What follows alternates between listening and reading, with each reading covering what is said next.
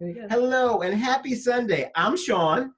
And I'm Kim. And this is Life Chat, where we provide you with limitless Pieces of inspiration. Today we are going to talk about capacity. Capacity. That's a big word. It's a big word. Huge. Kim, tell me what that word means to you. Capacity to me means like just how much can I fill in my bucket, right? Like how much in the course of a day, in the course of a week, how much fits in my bucket. And I'll tell you, some weeks are just way overfilled. They are. And that brings us into, like, the way I look at it is, how much do we have on our plate? We can either have a digestible portion on our plate, or we can feel like we're at the buffet. And how do we feel when we're at the buffet? Although there's nothing wrong with a good buffet pre-COVID. How do we feel about when we're pre-COVID? How do we feel about that buffet? Because it's just way too much. So what we're going to do today is really try to talk about some ways that have helped us manage our plate size. Yeah. So, for me, capacity has always been a really big thing because I like mount things up, I'm involved with so many different things. And 2020 really was a realization for me as far as, how much can I truly handle without it impacting my mental health. And I really found that, as I continued to mount more and say, yes, and yes, I'll do that. And sure, I'll take care of that. My mental health really started to spiral, and I knew I needed to take charge. And when our mental health starts to spiral, Kim just hit it right on the target. When our mental health starts to spiral, that's when we know we are actually biting off more than we can chew. We're going to keep that plate analogy going. So, and it's really kind of, prior to the pandemic, we had so much. We didn't spend time with our families. We were in so many activities. If you have kids, we had kids that were in so many activities, trying to find a way to get them here, there, and everywhere. That's a little bit of a rhyme, but but now the pandemic has taught us about the essentials in life, having those basics and really bringing it back to a digestible portion. So what I've done is really, what's important to me?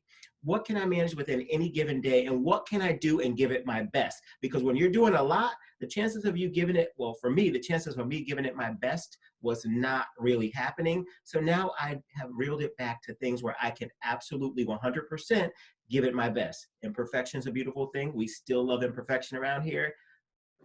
I totally agree with that. I was finding giving it my best was really hard. And I took 2020 to really kind of reevaluate my life. And, I've noticed that over the course of the last, 10 years, I was just mounting things on. And I said, you know what, I'm going to make some major changes. And so I stepped back from some of my volunteer commitments.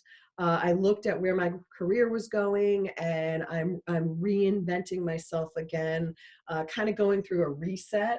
We talked a lot this morning about, the redo. We love the reset and the redo. And how many minutes in a day? 5. Did you know that there are 525,600 minutes in each day? And when we try to go past that 525,600 minutes, that's when life becomes a problem. And I do just want to back into something Kim said. I am beyond impressed with the way that you have really taken your plate and made it manageable, and taken those things off that were actually, also we're going to talk about purpose in a couple of weeks.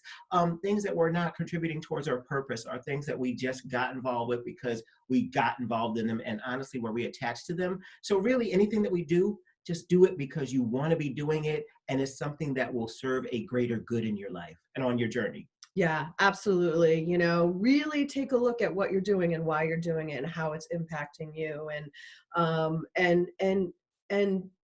make a move. Sometimes it's just the courage. That move right now, baby. We sing around here. It's courage, courage, and I think that most of us are like so afraid. Yeah.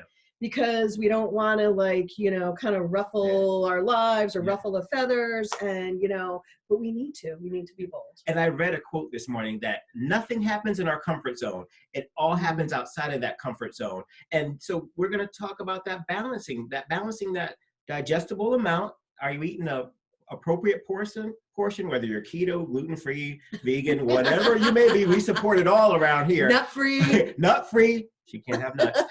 We support it all around here. And the other thing about that is having that support within your network or your team to really, your family, your friends that support you, you support them. And that is part of that portion on your plate. It's not just about who we are, it's about who our branches of our lives are and how we support them. So make sure one of those portions on your plate includes that. Yeah, So family is so important. Even, the last, it's my sister-in-law's birthday today, and like just sending that little message, yep.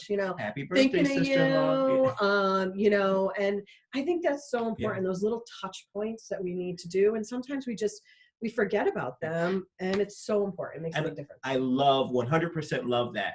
Again, talking about capacity each day should include some part of giving of yourself to others, whether it's a text message.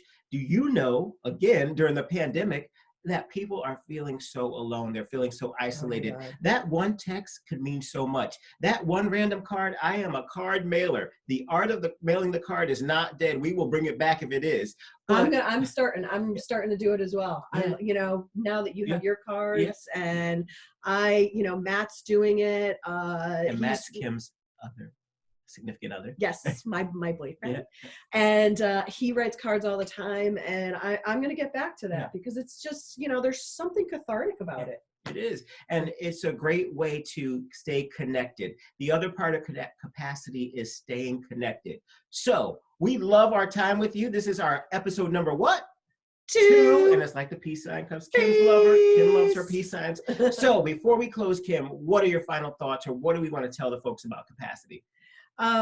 Just don't get overwhelmed. Don't overwhelm yourself. I mean, just be honest, be real, look at how you're feeling.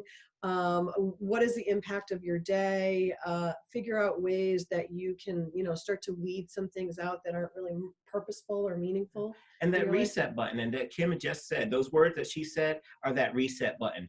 Each day we get rollover minutes. We get a 525,600 rollover minutes for us to reset, reevaluate, and reorganize that what's on our plate or in our file cabinets, however you want to look at it. So that is our time for today. But right behind us, we never do anything around here without good vibes only. Good vibes only. So thank you for the time today, and we will see you very soon. See you next time.